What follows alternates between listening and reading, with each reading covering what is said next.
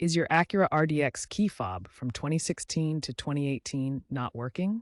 Common symptoms include the remote not responding to buttons, an open case error message, or failure to start the vehicle with the push button. The most common cause is a dead CR2032 battery. This is a 3-volt lithium coin cell that powers the key fob's remote functions. When it dies, you can't lock or unlock the doors remotely, and the push button start may fail. The solution is simple. Replace the dead CR2032 battery. This is an easy DIY repair that costs under $5 and takes just a few minutes.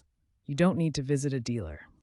You'll need a small flathead screwdriver or a plastic pry tool to open the key fob case carefully without damaging it. Also, have a new CR2032 battery ready. First, insert your tool into the notch on the fob near the key blade and gently twist to open the case.